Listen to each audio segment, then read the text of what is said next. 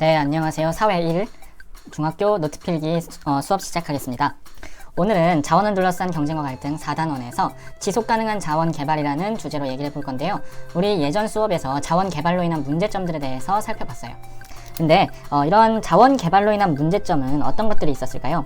자원이 일단 한정되어 있으니까 자원이 언제 고갈될지 모르는 거기서 오는 갈등, 그 다음에 화석연료 사용으로 인한 환경오염, 이런 것들이 좀 문제가 많이 있었는데, 지속 가능하다는 건 미래 세대까지 앞으로 30년, 60년, 100년 뒤에도 계속 자원을 이용 가능하도록 그런 자원을 개발해야 된다는 소리예요.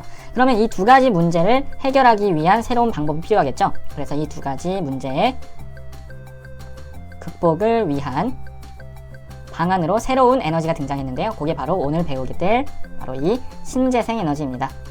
여기 문제의라고 해야겠네요. 그죠? 자원 고갈, 환경오염 문제의 극복을 위한.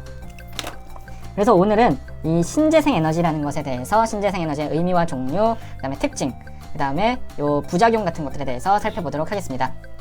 먼저 신재생 에너지는 기존의 화석연료를 재활용하거나 또는 변형하는 것을 말하기도 합니다. 기존의 고체 상태인 석탄을 액체 상태로 변화시켜서 거기서 나오는 그 온실가스를 줄이고자 하는 석탄 액화 기술, 이런 것들을 신에너지라고 부르기도 하고요. 또는 우리가 일반적인 의미로 신재생 에너지를 많이 사용할 때는 풍력이나 수력 같은 지구상에 계속 무한히 있는 재생 가능한 자원을 이용해서 전기를 얻는 그런 에너지를 말합니다. 신재생 에너지 종류 한번 보면 감이 오실 텐데요. 총 6가지 대표적인 거 한번 살펴보겠습니다. 첫 번째는 수력 에너지입니다. 하천이 흐를 때 이렇게 댐을 만들어서 뒤에 호수를 만들고요. 이 호수에서 이제 댐의 수문을 열었을 때 물이 폭포수처럼 떨어지는데, 이런 물에 떨어지는 위치 에너지를 이용해서 물의 낙하에서 오는 위치 에너지로부터 전기를 얻는 것이 수력 에너지입니다. 두 번째는 태양 에너지인데요. 태양 에너지도 두 가지로 나뉘는데 그 중에서도 태양광 에너지가 전기를 만드는 데 사용됩니다. 태양에서 오는 뜨거운 열 형태의 열 에너지를 전기 에너지로 바꾸는 것이 바로 태양의 열 에너지를 바꾸는 것. 이게 태양광 발전이고요. 세 번째는 조력 에너지라고 합니다. 자, 우리 조력과 비슷한 거 한 가지 정리하고 갈게요. 조류라는 개념이 있습니다. 조류라는 건요, 바닷가에, 특히 우리나라는 서해안에 이런 게 많은데, 밀물과 썰물의 흐름, 이런 거 있죠? 밀물이 들어왔다가 나갔다가 하는 거, 그것을 조류가 어떻게 변한다, 이런 식으로 얘기를 합니다. 그런데 서해안 같은 경우에 이렇게 육지와 바다가 이렇게 들쑥날쑥 하잖아요. 그럴 때 여기 육지와 육지 사이를 이어서 댐처럼 만드는 거예요. 이런 걸 방조제라고 하는데, 이 방조제 사이에다가 이렇게 발전소를 만들어 놓으면 물이 밀물대에 쭉 들어올 때는 이런 식으로 이렇게 돌아가면서 이게 터빈이 회전하고요. 그 다음에 썰물때 물이 쭉 또 나갈 때는 또 반대로 터빈이 회전하면서 여기 가운데에서 전기를 만들 수가 있습니다. 그래서 이것이 바로 밀물 썰물의 흐름, 조류의 운동 에너지를 이용한 조력 발전소가 되겠습니다. 다음은 네 번째 지열 에너지인데요. 우리나라는 거의 없지만 일본이나 특히 아이슬란드, 뉴질랜드 같은 화산 활동이 활발한 곳에는 땅 가까운 곳에 마그마가 있습니다. 그래서 이 마그마의 열을 이용해서 열로 이 발전기에 물을 끓이고 이 증기 터빈을 돌려서 전기를 만듭니다. 그래서 땅속 마그마의 열 에너지를 이용하는 게 바로 지열 에너지라고 합니다.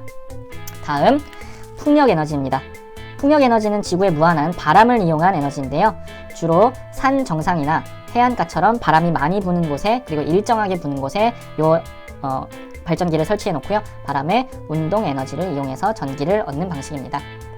마지막은요, 바이오 에너지라고 합니다. 바이오라는 건 우리가 유기체 이런 걸 말하잖아요. 생명에 관련된 거죠.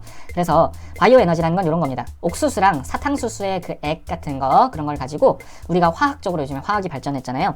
어떤 분자 구조를 이렇게 처리하는 방식이 새로 기술적으로 등장을 해가지고요. 이런 거를 좀 변이시키면 우리가 기름처럼 쓸 수 있는 에탄올이라는 것을 만들 수 있다고 합니다. 그래서 이런 에탄올을 가지고 자동차의 연료로 사용하는 것, 이것이 바로 바이오 에너지입니다. 그래서 지금까지 총 6가지의 신재생 에너지 종류에 대해서 정리를 해봤는데요.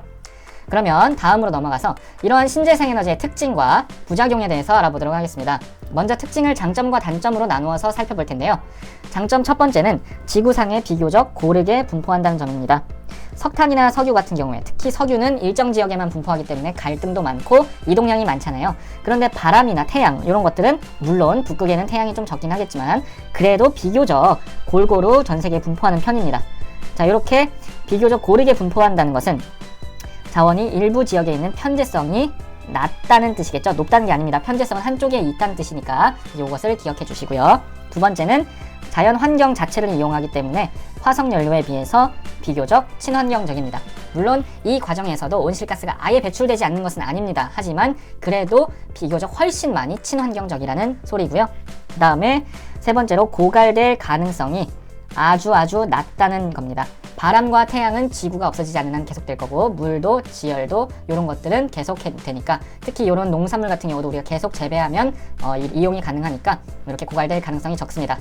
두 번째 단점도 있는데요. 신재생 에너지가 이렇게 좋은 것만 있는 건 아니에요. 이렇게 좋긴 하지만 아쉬운 점이 한 가지 있습니다. 뭐냐면 초기에 요것을 좀 설치하고 뭐 댐을 만들거나 아니면 이런 태양광 패널을 설치하거나 여기에 돈이 엄청나게 많이 들어갑니다. 물론 요거를 한 50년 이상 쭉 보면 여기서 절약하는 돈이 더 이득이겠지만 초기에 큰 돈이 없으면 요걸 만들기가 쉽지 않다는 게 단점으로 꼽힙니다. 두 번째는요. 자연 환경을 이용하는 에너지가 많기 때문에 그만큼 좋긴 하지만 또 그만큼 자연 환경에 영향을 크게 받습니다. 그래서 화석연료 같은 경우에는 자연 환경에 영향을 크게 받지 않고 뭐 자연 환경이 어떻든 석탄이랑 석유를 떼는 대로 전기를 얻을 수 있지만, 만약에 요즘같이 미세먼지가 많이 끼는 날이 많아지면 이 태양광 패널에 미세먼지가 쌓여가지고 태양의 열에너지를 전기에너지로 바꾸는 그 효율이 떨어진다고 하네요.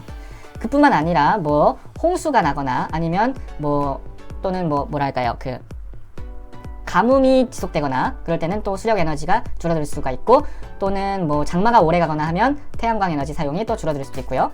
뭐 여러 가지로 요런 자연 환경에 영향을 크게 받는다. 요게 두 번째 특징입니다. 좀 안 좋은 점이 되겠죠.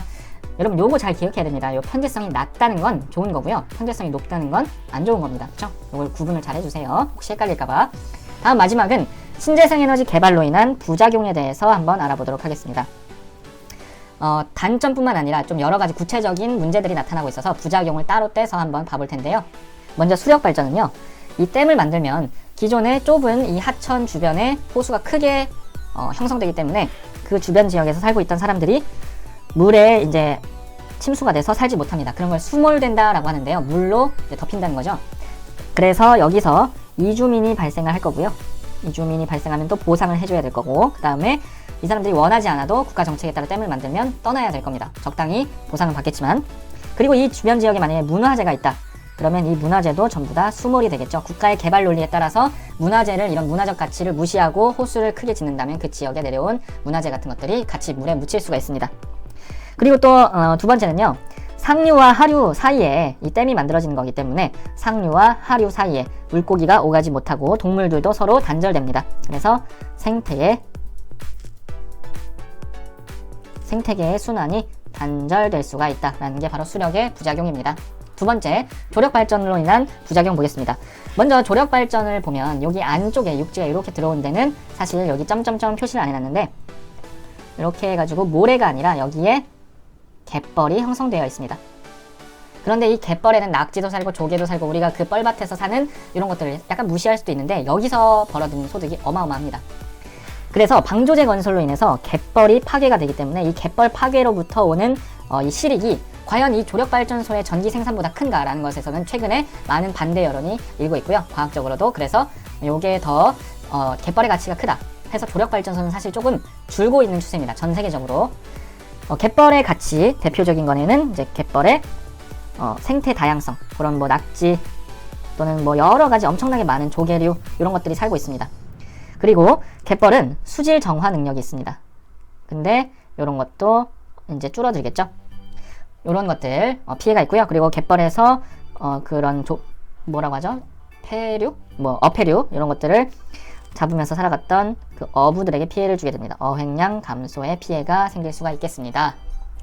세 번째, 이 곡물로부터 에너지를, 기름을 얻는 바이오 에너지인데요. 이 바이오 에너지의 문제점은 이런 겁니다. 전 세계적으로 바이오 에너지를 많이 만드는 국가는 미국이에요. 쉽게 말하면 부자 나라라고 할 수가 있겠죠. 그래서 바이오 에너지를 많이 만들면 안 그래도 곡물이 부족한데 곡물 수요가 더 증가하게 됩니다. 그러면 곡물에 대한 수요가 증가한 만큼 곡물 가격이 전 세계 시장에서 상승하게 돼요. 그런데 가난한 국가들은 전 세계에서 먹을 걸 사와야 되는데 우리가 그 국가들에서 농사를 지어서 스스로 먹는다고 생각하기 쉽지만 사실은 전 세계의 경제는 하나로 연결되어 있고 농업도 거기에 포함되어 있기 때문에 이 가난한 국가들은 전 세계 시장에서 곡물을 사오는 게 대부분입니다. 스스로 생산하는 국가가 그렇게 많지가 않아요. 가난한 국가들은. 그래서 결과적으로 개발도상국에 가난한 국민들이 더 지금보다 식량이 부족해질 수 있다. 사람이 먹을 식량을 에탄올 만드는 데 쓰게 되면 이런 문제가 생긴다는 거겠죠.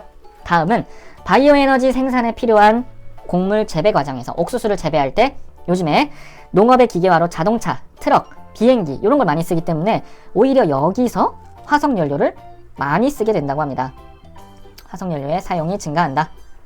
그래서 정확히 정리해보면 곡물의 재배 과정에서 이산화탄소 배출이 많아진다.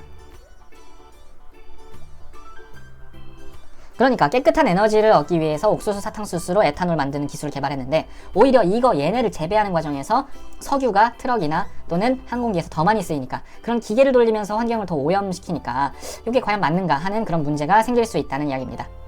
자, 오늘은 여기까지 수업을 할 건데요. 오늘 수업의 내용은 신재생 에너지의 종류와 그 다음에 신재생 에너지의 특징, 부작용들에 대해서 한번 살펴봤습니다. 자, 오늘 수업 여기까지 하겠습니다. 수고했습니다.